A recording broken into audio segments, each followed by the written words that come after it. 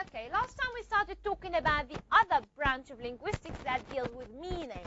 We said you have semantics and pragmatics, and we said pragmatics is, what is pragmatics? Anyone remembers? What is pragmatics? Yes, Amal. Exactly. So pragmatics is the study of what the speaker means or what the writer means. So we don't care about the literal meaning of words. The literal meaning of words does not matter to us. What it matters to us is what the speaker means. So if you have an example, let me give you an example. Let's say you were walking down the street and then a man comes to you and this man says, do you know where the university is? And you say, for example, yes, I know, then you walk away. Because you answered the question. Does this what the speaker means? No. What does the speaker mean? Give me directions. So when you say, do you know where the university is? In this case, the literal meaning of words is useless. Because if you want to answer the literal meaning of this question, you would say, yes, I know, then you walk away. Okay? But what this man means, tell me where the university is. Give me directions. That's what it means. This is pragmatics. We care about what the speaker means. Okay, I'll give you another example. Imagine you are with friends and family on a table, okay? And then you're eating something, and then you tell one of your friends or a member of your family, can you pass the salt? Okay, you would say, yes, I can. Then you continue on eating. Does this what the speaker mean? No, what does he mean? What does she mean? Pass the salt. I'm actually requesting, let's say, I'm asking you to pass the salt. I'm not asking about your ability if you can pass the salt. Okay? We're not asking about ability. We're asking about pass the salt. That's what it means. It's a request. So we don't care about the literal meaning of words. What we care about is what the speaker means, or what the writer. If you remember last time, so this is what we talked about. This is a review. We talked about pragmatics, and we said it is the study of what the speaker or the writer means, or we can say it is the study of the invisible meaning. The invisible meaning means the hidden meaning, right? So we don't look at the surface. It's like we look for the deep meaning of sentences, okay? And we said in order to understand the invisible meaning, you and the speaker have to have a shared idea, a shared assumption, okay? An example of that, what we said last time, if you have a sign that it says you are in a shopping center, okay? And this shopping center or a mall, and inside the mall you found a sign saying baby sell. Okay, would you understand that this person or the owner of the store is selling babies? No. Of course not. Thanks for babies. How did you understand that? Because we share the same idea that's impossible to sell babies, where we're actually selling things for babies, clothes for babies, okay, toys for babies, but we're definitely not selling babies, okay. So semantics in this case, if you notice, semantics in this case is useless. Semantics is not going to help me. Semantics cares about the literal meaning of words. Okay, in this case, I need pragmatics. I need to understand what the writer of this sign means. Okay? Okay, so what would you understand from this sign? This is from, not form. From this sign, we understand that this person is selling things for babies, and this person is not selling babies, because it's impossible. Because we share the same idea, we have the shared assumption, we have a shared idea, we have a shared expectation. Okay? What else? What we talked about last time, we gave you another example. What would you understand from this sign? Heated and parking. The person who takes care of the cars. His name is an attendant, or her name, or they would be called an attendant. Someone who takes care of the car. Yeah? You have heated, it means you have central heating. Central heating inside the parking. Now, parking for what? For cars. Do we have the word car on the sign? No. How did we understand that we're talking about cars? Because we all share an idea that parking is actually for cars, and this is pragmatics. To understand the invisible meaning of words and sentences is to understand what the speaker means, and you and the speaker or the writer must have a shared assumption. Okay? Okay, we talked about this last time. And we also talked about about types of context, if you remember. We said the word context is a very important key word in pragmatics. And we have two types of context. Linguistic and physical. We said linguistic context, you have words to interpret what the sentence means. So you say, I went to the bank to cash a check. You would understand that the bank here means the financial institution and not the bank of a river. Number two, I went to the bank of a river. It's very clear because you said of the river. So you're using the language, the words, to interpret what the word bank means. This is linguistic context. We're using language. We're using words to explain what the speaker means. Then, physical context, we use the location. So if you are in city center, you would say, I went to the bank. Your friend will understand that you went to the financial institution. Okay? Your friend would understand that you did not go to the bank of a river. Why? Because you don't have rivers in city center. Okay? Number two, on a mountain. You are on a mountain where you have lots of trees and you know you have rivers there, and your friend says, I went to the bank. You would understand that this friend went to the bank of a river. Why? Because of the location. So linguistic context has to do with words, has to do with phrases that help us to understand what the speaker means. Number two, physical context has to do with the location. And the location can help us to understand what the speaker means. Good so far. I talked about this in details last time, so if you do have any questions, please ask. No? Okay, let me continue. Also, we talked about the X's last time, and we said the word the X's is not originally English. It is borrowed from Greek, and it means reference. And we said, we looked at these sentences last time, and we said the pronoun him and the pronoun they. Then you have now, yesterday, there, and here. Those are deictic expressions, or we refer to them as the X's. Why? Because it's impossible for you to understand these terms without referring to what they mean. So if you say, for example, I talk to him. Who is him? We don't know. Okay? We need the context. We need to who him refers to. It's impossible to interpret what the speaker means without actually having the context in this case. Okay? Number two, we said they're playing in the yard. Who are they? We don't know. You need the context. Are you talking about the children? Are you talking about some people in the yard? We don't know. So it must refer to something. If you know what these pronouns refer to, you would understand what the speaker means.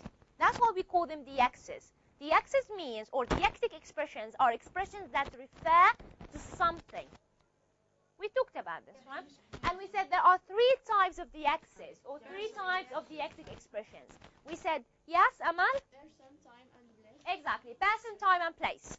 So you have him, they are person DXs. You have now and yesterday, time DXs. There and here, place DXs. We talked about this. Do you have any questions? Okay. Okay, we talked about types of deictic expressions, and we said they are, or they cannot be interpreted without the physical context. And we have three types, and we gave you examples. Exactly. Okay.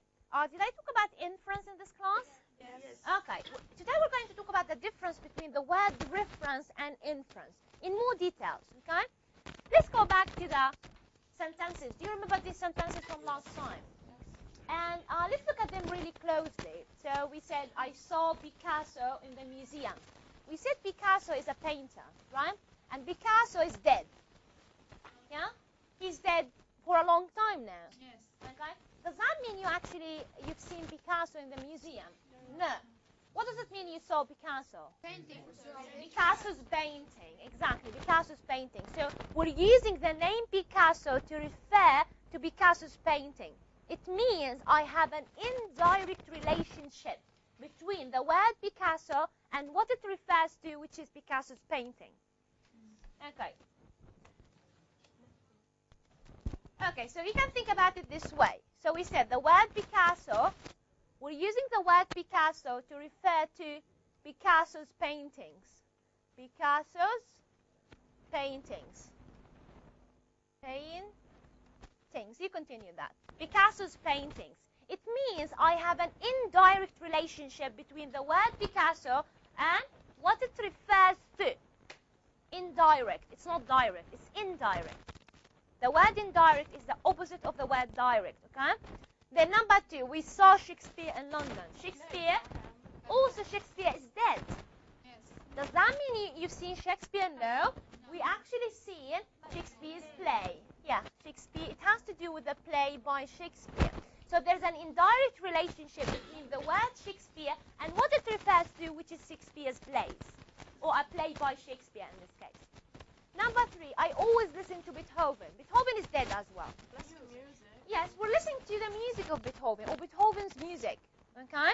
So it means there's an indirect relationship between the word Beethoven and what it refers to, in this case, Beethoven's music. Okay? And then Chomsky is on the table. Chomsky is alive, okay? This one did not work. All of them are dead, except for Chomsky, okay? Chomsky is still alive. But does that mean Chomsky is sitting on the table? No, we're actually referring to Chomsky's book. So Chomsky's book and the word Chomsky, we have like an indirect relationship between them. We use the word Chomsky to refer to Chomsky's book. Then, where is the broken leg? Okay, we're talking about the person who has a broken leg. Okay? He's by the door. It doesn't mean that you're referring to just a broken leg. It's impossible. You're referring to a person who has a broken leg. It means we have an indirect relationship between the broken leg and what it refers to. Indirect. Okay, and the last one where we have indirect relationship, I was waiting for the bus. 4, this is 4. Why is it 2? 4. I was waiting for the bus, but he drove by without stopping. Here, can I say here refers to the bus? No, because if you want to refer to the bus, you would say it. I said he. It means I'm referring to the driver of the bus. It means there's an indirect relationship. Okay? All of these from 1 to 7, those are an example of inference. Inference, this word, inference. It means, when do you have inference? When you have an indirect relationship between a word and what it refers to. Just like when you say, I was waiting for the bus, but he does not refer to the bus. It refers to the driver of the bus. Good? Okay. However, I need you to look at the, this is not number 11, it's just 10. So you have 8, 9, and 10. Look at 8. Peter is very upset. I talked to him. Him refers to whom? Peter. Is there direct? Exactly. Direct. Direct. Him refers to Peter. That's it. Do we have an inference in here? No. It's direct. A direct relationship. The children were happy. They were playing in the yard. They refers to the children. So we have a direct relationship between the they and the children. Where is the book? It's on the table. It refers to the book. So if you see, let's say sentences 8, 9, and 10, all of them have, all of them are examples of reference. Reference. So reference versus inference. What is the difference between the word reference and the word inference? The word inference, it means you have a form, you have a word that has an indirect relationship to what it refers to. Now, reference, we have a direct relationship. A direct relationship between the pronoun and what it refers to. So again, from 1 to 7, those are examples of inference. From 8 to 10, those are examples of reference. So what kind of questions you would get in the final exam about this? It could be a question just like this. What is the difference between reference and inference, and give examples? Or could be, let's say, which of the following examples are, let's say, an example of reference, and which one of them is an example of inference? So if you have, for example, we saw Shakespeare, that's an example of inference. Peter is very upset, I talked to him, that's an example of reference. Do you see the difference? Yeah? Okay. Let's continue talking about reference a little bit. Let's go, we said 9, 10, or 8, 9, 10. Those are examples of reference. Let me talk a little bit about them. We said him is a pronoun, right? Is the pronoun? Yes. And we can say it's a person deaxis. Person deaxis because it refers to a person. Okay? So you can say it is actually a pronoun. It's a person deaxis. And number 3, we have another term for it, which is anaphora. anaphora. That's another name. Think about it like another term. Okay? So how many times we can call him? It's a pronoun, a personal pronoun. It's past and the X's, and you can say him. It's an example of anaphora. What's anaphora? Anaphora or anaphoric expression is any form that refers to something. Any word in English that refers to something is an example of anaphora. Okay? Any word. Yes, reference. Anaphora is an example of reference and not inference. Okay? So, again, the word him is an example of anaphoric expression because it refers to something. They is an example of anaphoric expression because it refers to something. It is an example of anaphoric expression because it refers to something. So, if you have, for example, he, can I say he is an anaphoric expression? I have a question for you. Number 7, I was waiting for the bus, but he drove by without stopping. The pronoun he, is it an example of anaphoric expression? No, it's inference, exactly. Inference, this one is an example of inference. It's not reference. In anaphoric expressions, you have a direct relationship between the pronouns and what they refer to, or whom they refer to. Good so far? Okay. Let's talk about anaphora for a minute. Okay, so we said a pronoun refers to something. So pronouns are examples of anaphoric expressions. Anaphora is an example of reference and not inference. Okay? What do we call the noun or the noun phrase that the pronoun refers to? Yes? What is it? Antecedent. Exactly. That's from your advanced grammar, right? Antecedent. Have you heard this word before? No? Ever? In grammar, right? Okay. So we said that's a pronoun. So what the pronoun refers to is called antecedent. Antecedent. Antecedent.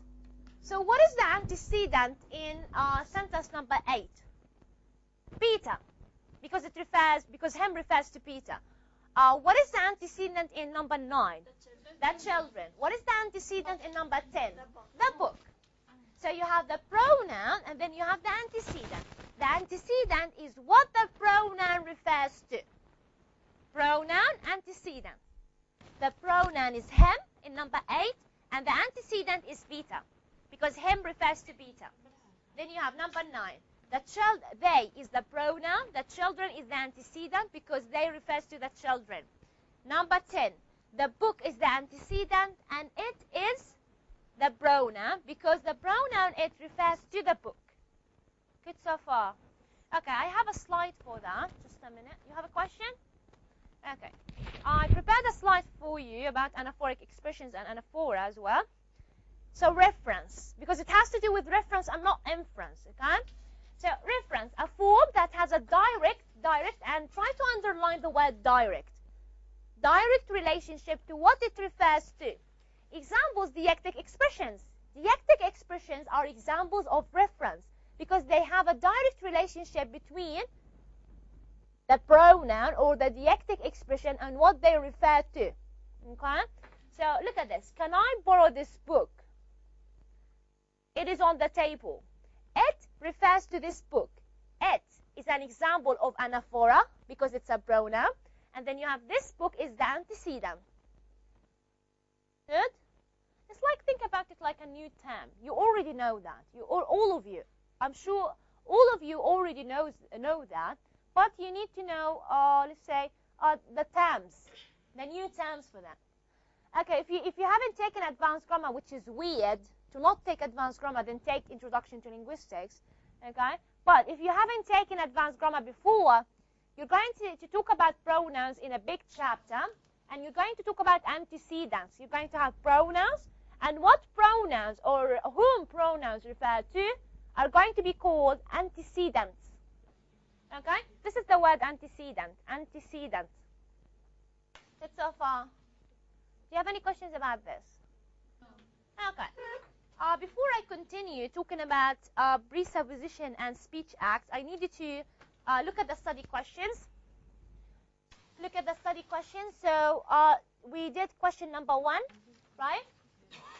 And did we do question number 2? No, 2, we haven't talked about this. I need you to look at question number 3. Have we done question number 4? Yes. Okay, so we've done 1 and 4, right? Okay, look at number 3 now. Just number 3, before we continue with presupposition and speech acts. Look at number 3 for 5 minutes. Yes, 3. Okay, I need you to add to the question, what are the anaphoric expressions and the antecedents? Add to the question, what are the anaphoric expressions and what are the antecedents?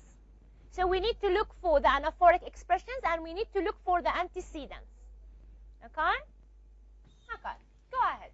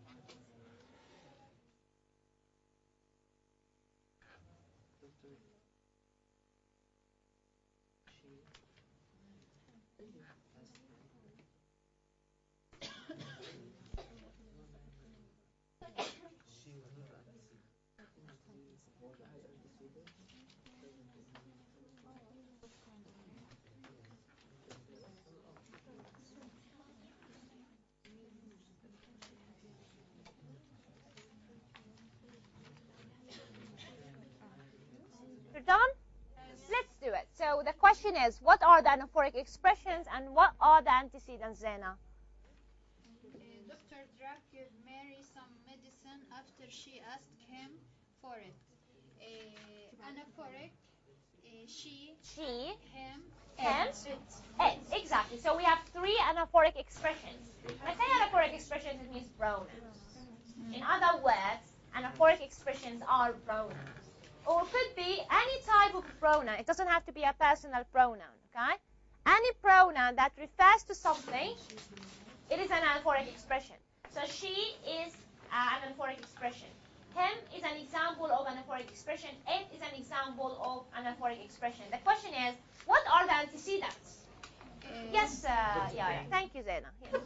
Dan, Mary, and So Dr. Dan refers, or him refers to Dr. Dan. she refers to Mary. It refers to Exactly. So we have 3 antecedents. Dr. Dan is an antecedent. Mary is an antecedent. Some medicine is an antecedent. Good. Is this difficult? It's just with other words. You already know this, but they're actually using different words. Good? Okay. Let's continue. We're going to talk about something new today. Okay. Don't look at the title. Okay, leave out the title for a second. I need you to read the following sentences and think about them. So you have 3 sentences on the slide. Read the following sentences. My brother is waiting for me. Number 2, why did you arrive late? And number 3, when did you stop smoking? Okay? Think about these sentences, and I'm going to ask you a question. Okay, so the first one, my brother is waiting for me. Does that mean I have a brother? How did you know that? I didn't tell you that. How did you know that? Okay, so when someone says, okay, let's think about it. When someone says, okay, let's say a student here says, okay, my brother is waiting for me. I would know that this student has a brother, but this student did not tell me that she or he has a brother. How did we know that? From the hidden meaning, from what the speaker means. So this is pragmatics. We're looking at the hidden meaning, the invisible meaning. So I presuppose, pre means before, suppose think. I presuppose, again, pre means before, suppose think. I presuppose that this student has a brother. Even though this student did not tell me that she or he has a brother. But I presuppose this. Okay? I looked at the hidden meaning of the word. Number 2, why did you arrive late? If, for example, a student comes in and I ask a student, why did you arrive late? It means that this student arrived late. That's why I asked the question. So I looked at the hidden meaning and I presupposed that this student arrived late. That's why the instructor asked him or asked her, why did you arrive late? Number 3, when did you stop smoking? So imagine two friends are talking to each other and you passed them by and you heard one of the friends saying to the other, when did you stop smoking? You would presuppose that this student used to smoke, then he quit or she quit. How did we know that? They did not tell us that. From the hidden meaning of the sentence. We call this hidden meaning presupposition. Okay, the word suppose means to think. Before someone tells you, you would know, for example, that this student has a brother. Before this student even tells you. So you presuppose. So this is the verb. The verb is presuppose. Presuppose means pre has to do with before and suppose think. So it's like this student, think about it this way. So I presuppose something. I think that the student has a brother even though the student hasn't told me yet. How did I do that? I looked at the hidden meaning of the sentence. So number 1, what is the presupposition of the first sentence? He has a brother or she has a brother. Number 2, what is the presupposition of the second sentence? She or he arrived late. So the first one, the presupposition of the first, she or he has a brother. Can you see what I'm talking about? Right? Why did you arrive late? The presupposition that I can get from this sentence is that she or he arrived late. That's why, for example, this person is asking this question, arrived late. Okay, what can I presuppose when someone says, when did you stop smoking? It means, yes, this person used to smoke. This person used to smoke. Used to smoke, it means in the past. When we say someone used to do something, it means they did it in the past. Okay? This person used to smoke, then he quit. Smoke, then you can continue here. Then he or she quit. She or he quit. How did I know that? From the hidden meaning of the sentence. Okay? So this is the presupposition. A presupposition, that's a very important word also in pragmatics. It means semantics is useless in this case. Semantics is unnecessary. What we need is pragmatics. We need to understand what the speaker means or what is the hidden, the invisible meaning of sentences. Okay? We call this invisible meaning in this case. It's a presupposition. I presuppose, I think, before this person tells me that he or she has a brother, I presuppose that. Because this person said, my brother is waiting for me. So I understood that this person has a brother. Good? Okay. I have more sentences for you to look at the presupposition. Okay. Look at the first sentence. My car is a wreck. A wreck means it's damaged. Someone broke my car. Okay? A wreck means damaged. So my car is a wreck. Okay, there's an in here. Just a second. There's an article, an indefinite article. So my car is a wreck, and my car is not a wreck. Let's think about the presupposition. Let's imagine a person says, my car is a wreck. What is your presupposition? He or she has a car. This is the basic presupposition. It could be, you can say, this person had an accident. But the basic presupposition in this case, this person has a car. Number 2, my car is not a wreck. What is the presupposition? He has a car, the same thing. Exactly. So let's write that. So the presupposition of the first sentence, this person has a car.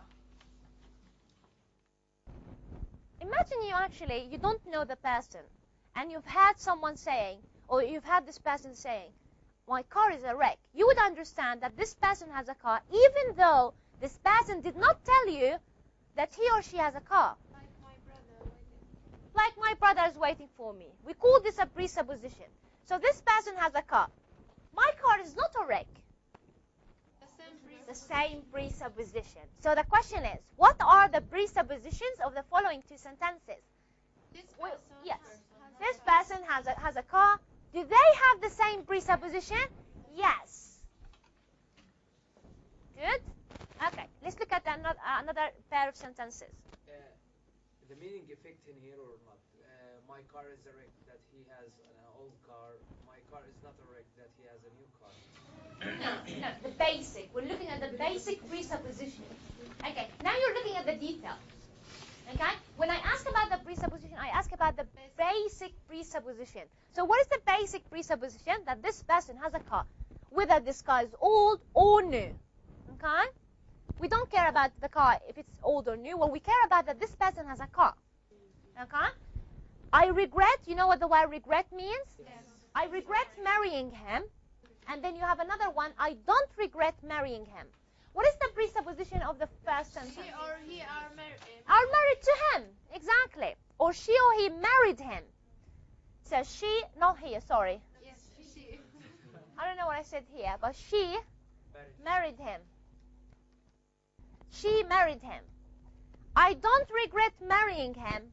She married him. Same presupposition? Yes. Okay. What are the presuppositions of the following two sentences? She married him. Do they have the same presuppositions? Yes. Yes. What do you notice? What do you notice from these pairs of sentences? Do you notice something, a pattern? Not the same. Opposite. They're opposites. Exactly. They have opposite meanings. What else? Not say the same It is the same.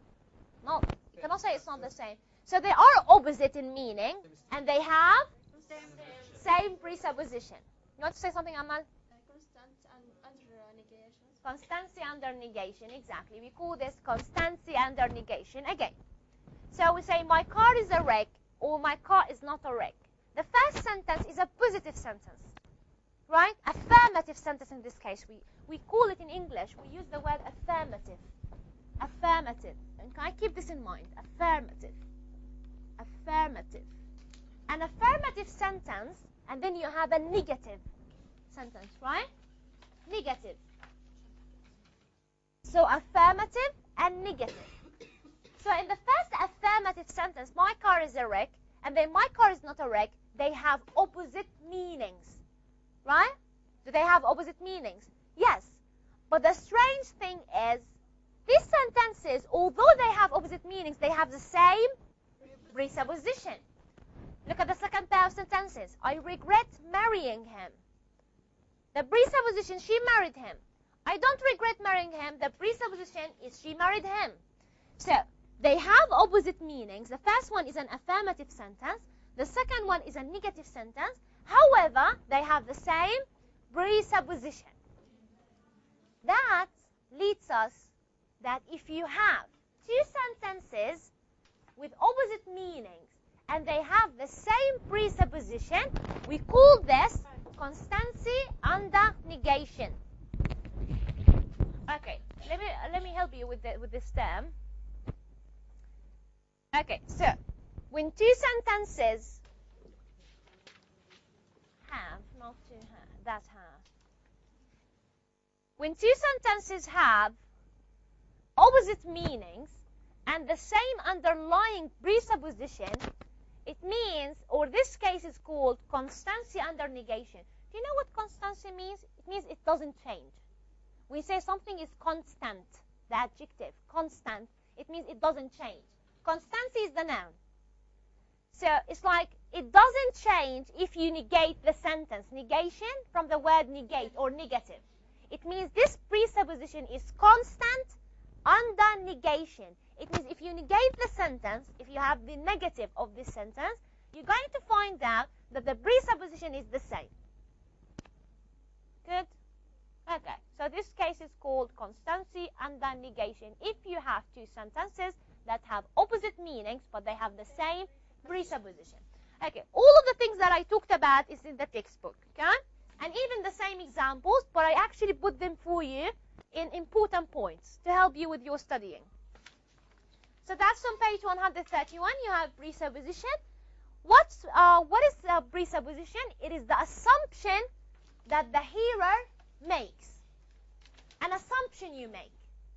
An assumption you make when you hear a sentence. Okay? So think about the presupposition as, where is it? So what is the presupposition? It is the assumption that the hearer makes. You can find it here. Okay, not here. Okay, look at page 132, the first paragraph, the first line. So you have the assumptions about what the hearers already know.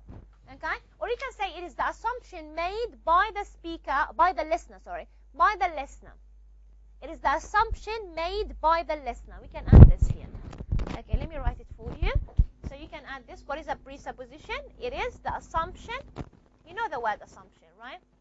Assumption made by the listener. Or the reader in this case. The assumption made by the listener. The assumption made by the listener. Okay. And you have a lot of examples here, and they talk about constancy under negation. You can read this by yourselves. Good so far. Do you have any questions about the presupposition? Now, what kind of questions you would get in the exam? Okay. The question is, what are the presuppositions of the following sentences? This is the question you're going to get. Okay? We have an example of this question in the study questions. Okay, look at question number 2 on page 135. It is the same question that you would get in the final exam. What are the presuppositions of the following sentences? So you have 3 sentences, and I need you to look for the basic presupposition of the following sentences. Obvious. What is one obvious presupposition? It means the basic one. Okay? Look at this for 2 minutes. Try to find out the presuppositions.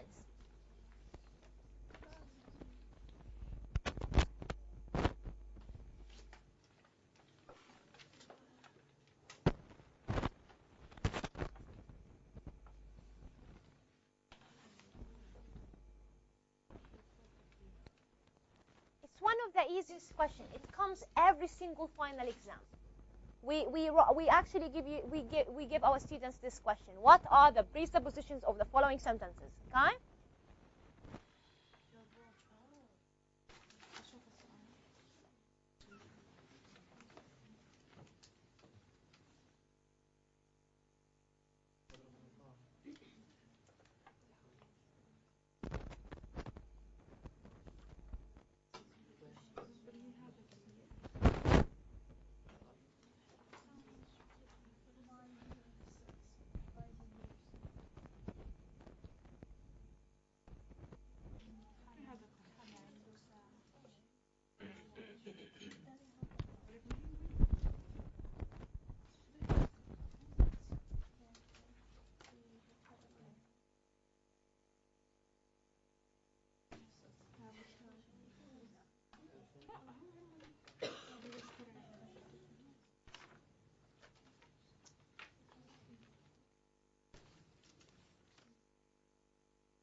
None?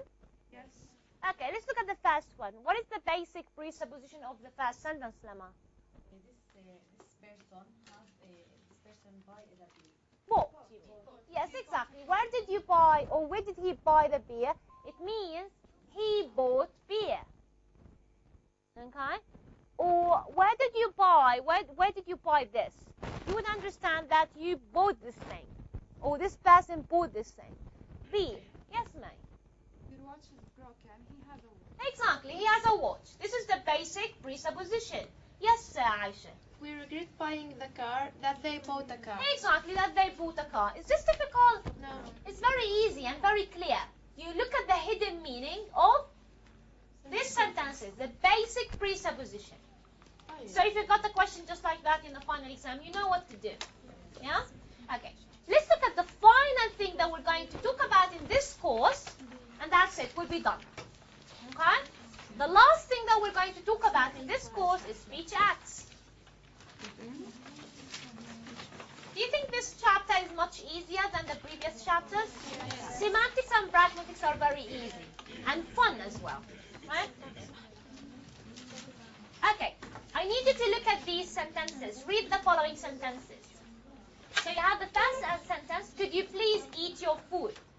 And the second sentence, did you eat your food? Your. Sorry, I have a lot of spelling mistakes. Your.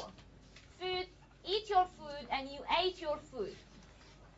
Okay, I'm going to ask you this question. Could you please eat your food? What are you asking this person to do? Are you asking for request? Exactly. When you say, could you please eat your food? Or when I ask someone, could you please close the door? I'm asking this person to close the door. I'm not asking about their ability. Could or can, in this case, is not for ability. Could or can is for making requests. So, could is a little bit formal. Can is for friends and family. Okay? Let's say can is informal and could is formal. So if you're talking to your instructor, you have a formal relationship with this instructor. You say, could you please repeat this? Now I'm talking to my friend. I would say, can you do this? Can I borrow your car? I wouldn't ask my friend and say, could I borrow your car? Because my friend is very close to me. And I'm going to use informal language. Okay? Now, if you're talking to your boss at work, if you're talking to your instructor, if you're talking to someone you don't know, use could. If you're talking to someone you know, your friend, your best friend, and your members of your family, use can. Can I borrow your car? Can I borrow your book? I can say that to my friends. But for example, to my boss at work, I would say could, not can. Okay? Okay, I need you to look at the third sentence, eat your food. I'm going to ask you this question. Which one of them is more polite to say? First one. Okay, eat your food is like a command. An order, exactly. Let's write that. So we said the first one is a request. You're asking someone to do something. If you use could or can, it depends. It depends on the formality. Then, eat your food. We're also asking this person to eat their food, but in this case, I'm not using a form of a question. I'm using commands. Command or an order. Command is the same thing as an order. Or, you can say order. Command or order. Now in English, which one of them is more polite? The first one. Okay. In English, you're going to find to use a command or an order, it sounds very impolite, or the person would feel offended. If you say, for example, close the door. Close the door. It's very powerful in English. Now in Arabic, it might seem normal. In Arabic, if you tell someone to eat their food, if you use a command or an order, or give me coffee, it's fine in Arabic because it has to do with the culture. Now, in English, it would sound a little bit impolite. If you say to someone, pour me coffee, give me tea, okay? Give me your book. It sounds a little bit powerful, okay? Now, if you want to sound a very polite person, you would say, could you please give me your book? Could you please give me, or pour me some coffee? Could you please bring me some tea? But not bring me some tea. Bring me some tea in English sounds very impolite. Okay, that's what we notice in our classes. So as student, I would lecture in class, and one of my students would say, repeat. Repeat this. Okay, to say something like that, it would sound really offending in English. Or the instructor would be offended. Okay? To sound a very polite person, to sound like a very polite person, you say, could you please repeat this? Okay, could you please repeat this? Again, we say this is redundant to say again, if you remember. Yeah? So, could you please repeat that? Now, you are a very polite person. No one is going to be offended. But in Arabic, maybe if you said repeat, just repeat in Arabic, it would sound normal. Acceptable, exactly, because it has to do with the culture. If you say that in Arabic, that's fine. But just like I said, to a native speaker, or let's say in an English class, to use the imperative form, we call this command or order imperative forms. Imperative. Okay? Have you heard of this before? Good. If you've taken advanced grammar, you should have heard of all the terms that I talked about.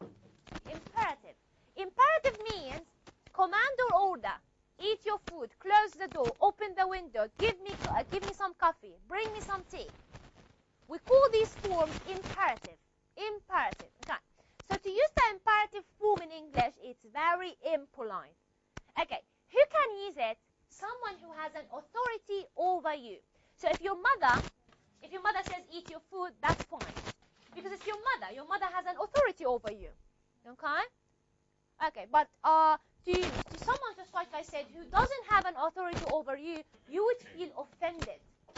If someone says to you, eat your food, close the door, repeat that question. Okay? So we have to sound very polite in English. Next time, when you talk to your instructors, do not use the imperative form. Use, for example, could you please repeat that question? Could you do this? Could you close the door? Could you turn on the lights, please? Now you are a very polite person. Okay? So we said, number one, it's a request. We're not asking about your ability if you can eat the food or not. Okay?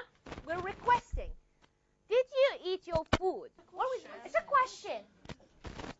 We're asking for information. I'm just asking for information. When I ask you, did you eat your food? I'm asking for information. Okay? I'm not requesting. I'm not commanding. I'm asking for information. 4, you ate your food. This is informing. I'm informing someone, or let's say, I'm informing someone that you ate your food. So this one is informing. Declarative. This is declarative. Yes. This one is declarative. Or a statement. Yes. Declarative, or you can say a statement. So in statements, we're informing. A statement or declarative. This one is a question, imperative form, and this one is a statement. With questions, sometimes we say interrogative. Interrogative. Okay? Okay, this one does not matter to me. What it matters to me, what are the speech acts of the following sentences?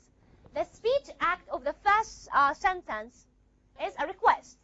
The speech act of the second sentence is a question. You're asking for information. The speech act of the third one is commanding an order. The speech act of the fourth sentence, informing. Or you're stating some information. Informing. So we have 4 types of speech acts. You could be requesting, questioning, commanding, and number 4, informing. So I have this in this next slide. Next slide. Okay. Look at this. In each of the previous sentences, we are performing an action. And this action is called a speech act. Okay? Speech acts are requesting, just like the first sentence. Could you please eat your food? This is requesting. Number 2, questioning. You're asking for information, just like the second one. Did you eat your food? And the third one, commanding. You're ordering someone, eat your food. And the fourth one, informing. It means just like you ate your food. Informing is to inform someone with information, to give them information. Okay? Okay. We said in English, and we said in English, the first sentence is actually more polite than the second one. Now, it's different between cultures. Sometimes in one culture, it is perfectly acceptable, it is perfectly normal to use commanding for requesting. For example, if I need someone to close the door, if I said close the door in Arabic, it would sound acceptable. It would sound polite. But, for example, in an English-speaking country, if I told someone close the door, they would feel offended. Because it has to do with the culture and the language. Language and culture are very related. Okay? So I would say, can you please close the door? Or could you please close the door? Now I'm being very polite. Okay? What is acceptable in one culture, it doesn't have to be acceptable in another culture. Okay? That's why I always hear this from my students, just like I said. When they want me to repeat something, they say repeat. In English, it sounds very impolite. Very impolite. But if you do this in Arabic, perfectly normal. It doesn't sound impolite. But in English it does. Okay?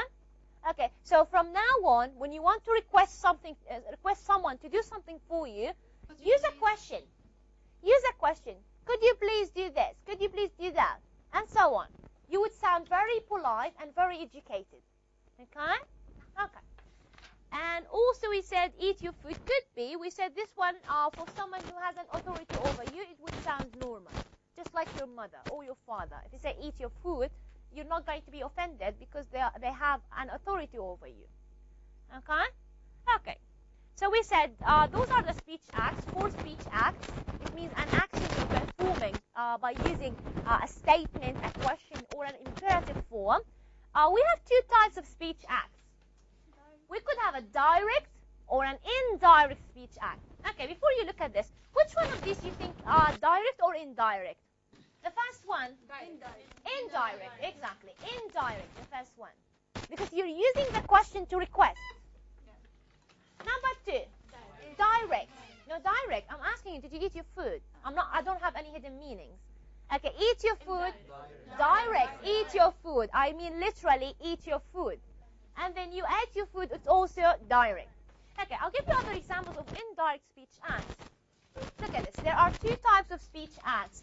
You have the first one, eat your food, close the door. Those are direct. I'm directly asking you to close the door or to eat your food.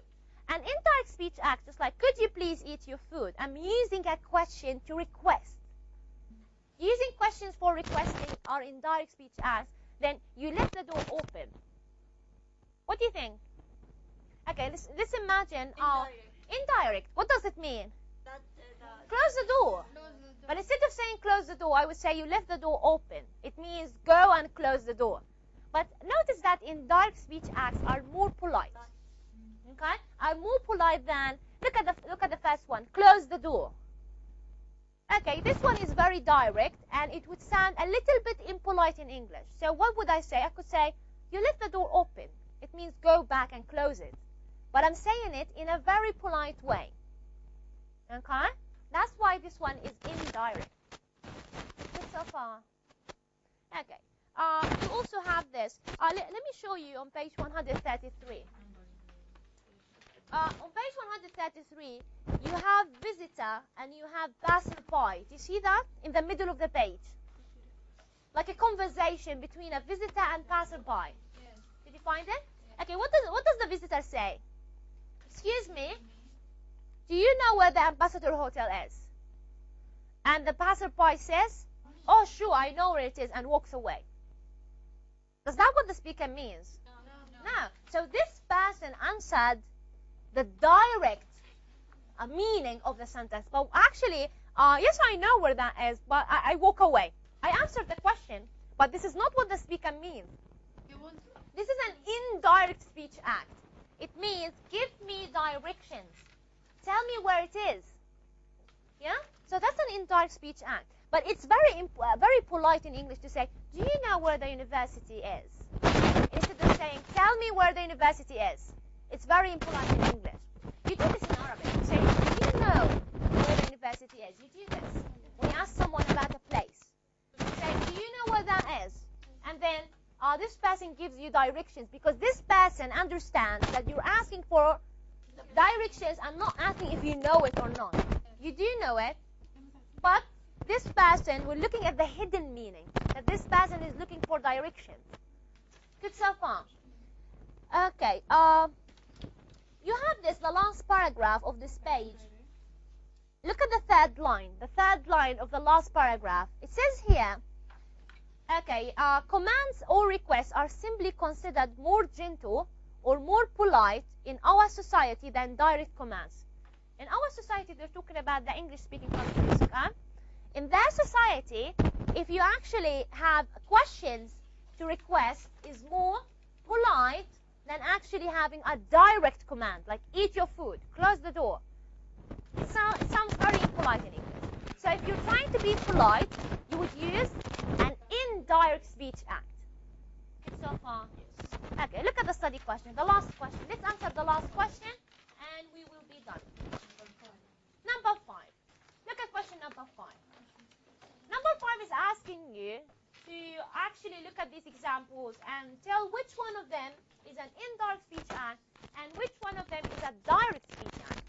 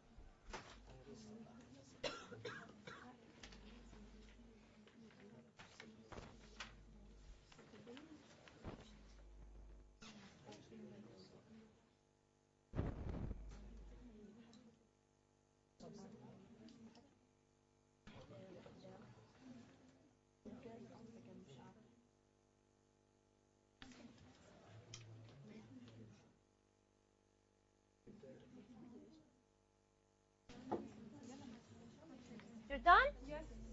Okay, let's do it then. Number 5. Yes, Aya. Someone stands between you and the TVs that you were watching, so you decide to say one of the following. Identify which would be direct and which indirect speech acts. Exactly. So this is the kind of question you would get. Okay? Identify the indirect speech acts or the direct speech acts. The first one. Move, direct. Direct. So if someone stands in front of you and you're watching TV and someone is standing in front of you, you say move. Direct. Yeah? And number 2. Yes, Taqi. You are in the way, indirect. Indirect. If you say to someone you are in the way, it means move. But you're using an indirect way to tell this person. And C. Yes, Rawan. Could you sit down? Indirect. This one is very polite even. Look at this. You're in the way, or could you sit down? C is more polite. Both of them are indirect, but C is more polite than B. Yeah. And the last one. Yes. Please get out of the way, direct. Direct. Get out of the way. It's very clear. It's direct. Good so far? Okay. With this question, we're actually finishing all of the material. And we said politeness is not included.